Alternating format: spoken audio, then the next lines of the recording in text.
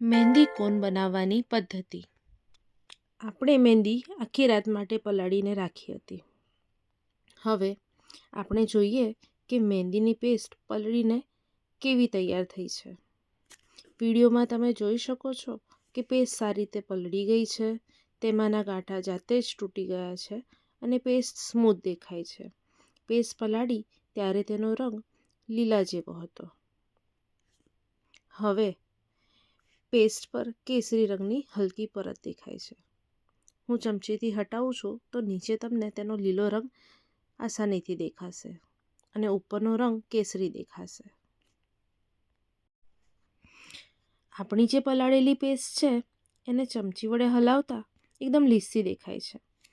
હવે તેને કોનમાં ભરતા પહેલાં થોડી પાતળી કરવી પડે, જેથી કરીને કોનથી હાથમાં મહેંદી લગાવતી વખતે આસાનીથી મહેંદી કોનના નાનકડા કાણામાંથી પસાર થઈ શકે. એના માટે આપણે ચમચીની મદદથી જરૂર મુજબ થોડું થોડું પાણી નાખતા જઈને પેસ્ટને હલાવીને મિક્સ કરીએ.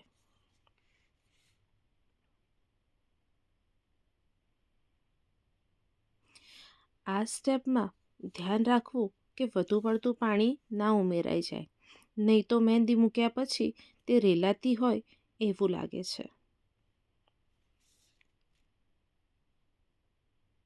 તમે જોઈ શકો છો કે હવે મહેંદીની કન્સિસ્ટન્સી એકદમ ફ્લોઈ થઈ ગઈ છે. ફ્લોવી એટલે કે મહેંદીને ચમચીમાંથી નીચે પાડતા એ મહેંદી નીચેની મહેંદીમાં ભળી જાય.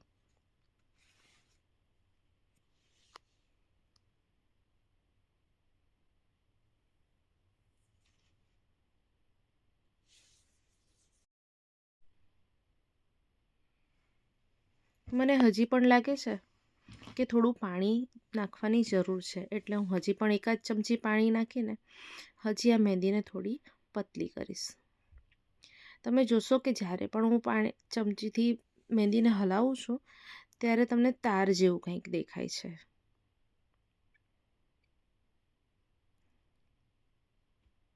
આવી તારવાળી મહેંદી જ આપણને મહેંદી મૂકતી વખતે વધારે કામ લાગે, કારણ કે જો તમે તાર વ્યવસ્થિત ખેંચી શકો તો મહેંદીની એક સરખી લાઈન બનાવી શકો. ત્યાંથી જોશો તો ચમચીમાંથી મહેંદી નીચે પડતા જ એ ભળી રહી છે નીચે.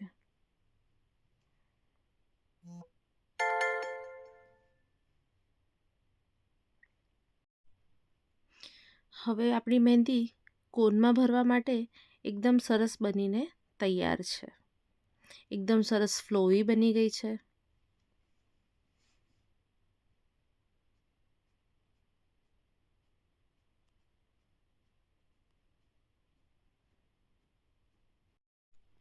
હવે આપણે મહેંદીના કોન ભરવા માટે મહેંદીને ડબ્બામાંથી પાઇપિંગ બેગમાં ટ્રાન્સફર કરીશું. આને કહેવાય પાઇપિંગ બેગ. તમે જોઈ શકો છો કે આ ત્રિકોણ આકારની પ્લાસ્ટિકની થેલી છે. આ પાઇપિંગ બેગની અંદર આપણે મહેંદી ટ્રાન્સફર કરવાની છે. તમારી પાસે આ ના હોય તો દૂધની થેલી જેવી ચોરસ કોથળીનો પણ ઉપયોગ કરી શકો છો. હવે હું પાઇપિંગ બેગને હોલ્ડ કરવા માટે ગ્લાસનો ઉપયોગ કરી રહી છું. તમે ગ્લાસની જગ્યાએ પ્લાસ્ટિકનો બાઉલ પણ વાપરી શકો છો. હવે તમે જોઈ શકો છો કે મેં પાઇપિંગ બેગને ગ્લાસમાં ફિક્સ કરી લીધી છે.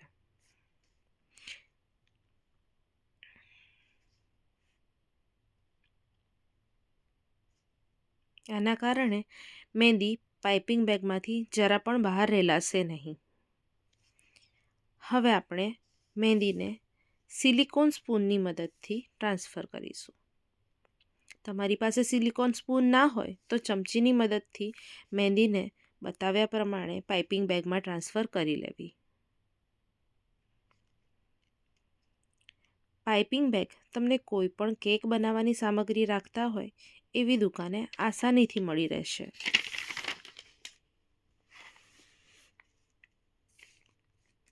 હું ધીમે ધીમે કરીને મહેંદીને પાઇપિંગ બેગમાં ટ્રાન્સફર કરી રહી છું.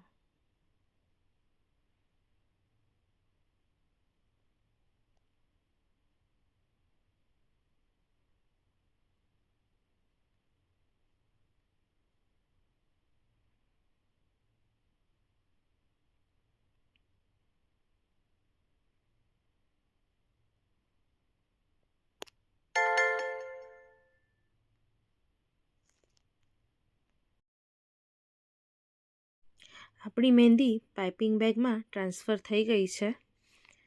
પાઇપિંગ બેગની મદદથી આપણે મહેંદીને સહેલાઈથી કોનમાં ટ્રાન્સફર કરી શકીશું. હવે આનું મોં આપણે ટાઈટ બંધ કરી લઈશું.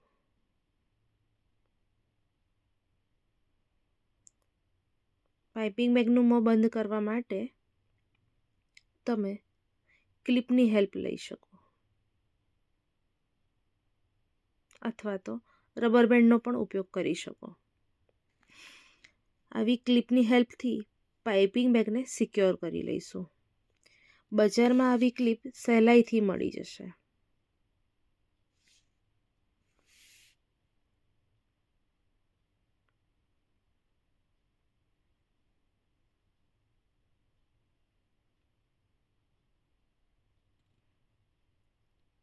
મહેંદીના કોન ભરવા માટે આપણી પાઇપિંગ બેગ બનીને તૈયાર છે.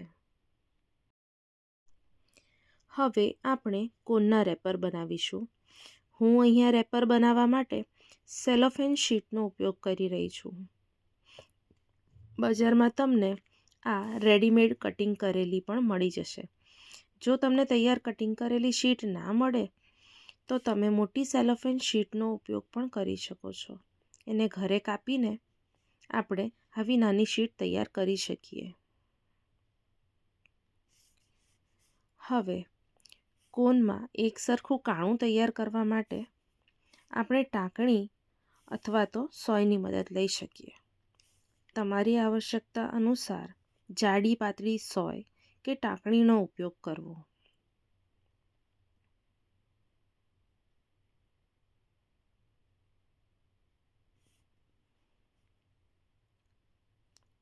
હવે આ શીટથી 3 આંગળ ઉપર ટાંકણી મૂકીને શીટને ફોલ્ડ કરીને કોન બનાવવો. તમે વિડીયોમાં જોઈ શકો છો કે હું 3 આંગળ ઉપર ટાંકણીને મૂકી રહી છું. હવે આ શીટને આપણે ધીરે ધીરે ફોલ્ડ કરીને કોનનો આકાર આપીએ. આ રીતે કોનનો આકાર આપીને વાળતા જઈને આપણે કોન બનાવીશું. આ રીતે તમારી જરૂરિયાત મુજબ જાડા કે પાતળા કોન તૈયાર કરી લેવા. જો ખૂબ સારા મહેંદી આર્ટિસ્ટ હોય એ એકદમ પતલા કોનનો ઉપયોગ કરતા હોય છે, જેથી વધુ સમય સુધી કોનથી કામ કરવા છતાં હાથમાં કોઈ પણ પ્રકારનો દુખાવો થતો નથી. કોન બનાવવા માટે તમે આંગળી અથવા તો અંગૂઠાના માપનો ઉપયોગ કરી શકો. જેમ કે મેં હમણાં આંગળીનું માપ લીધું અને હવે અંગૂઠાનું માપ લઈ રહીશું. તો આ રીતે અંગૂઠો અંદર બેસે ત્યાં સુધીનો માપથી કોન બનાવી શકો તમે. હવે આપણે કોનના છેડાને સેલો ટેપ લગાવીને સિક્યોર કરવાનો છે, જેથી કોનનો આકાર જળવાઈ રહે. આ ખુલ્લા છેડા પર હવે ટેપ લગાવીએ. તમે જોઈ શકો છો કે કોનના છેડે ખુલ્લા ભાગ પર એક નાનકડો સેલો ટેપનો ટુકડો હું હવે ચોંટાડીશ. આ રીતે સેલો ટેપનો ટુકડો લગાવવાનો છે અને કોનને ફેરવતા જઈને એ ટુકડાને ગોઠવી લેવાનો છે. તો આ રીતે ફિનિશિંગવાળો કોન બનીને તૈયાર થશે.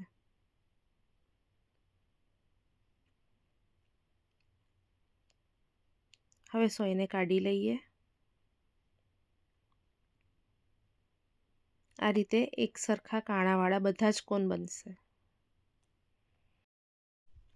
હવે આપણે આ પાઇપિંગ બેગની મદદથી કોનમાં મહેંદીને ટ્રાન્સફર કરીએ. પાઇપિંગ બેગને આપણે જરૂર મુજબ કાતરથી કટ કરીને કાણું બનાવી દઈએ.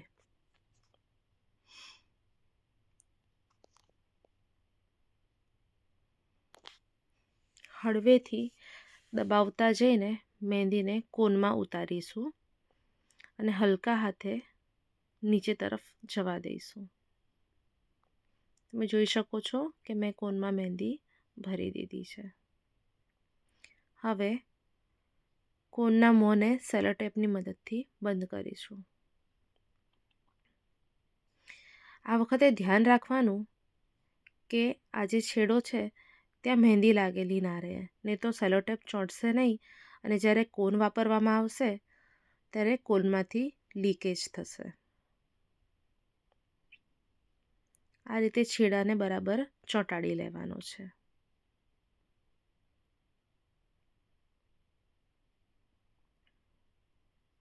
મહેંદીને ખસેડીને હું આગળ સુધી લઈ ગઈ છું, એટલે મહેંદી એકદમ આસાનીથી બહાર નીકળી શકે છે.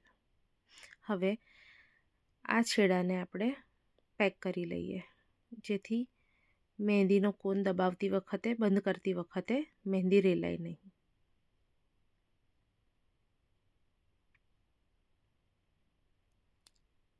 હવે બે તરફથી ત્રિકોણ છેડા વાળી લઈશું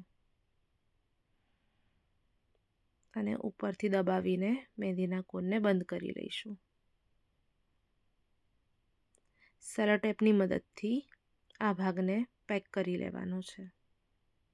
તો આ રીતે આપણો કોન બનીને તૈયાર છે.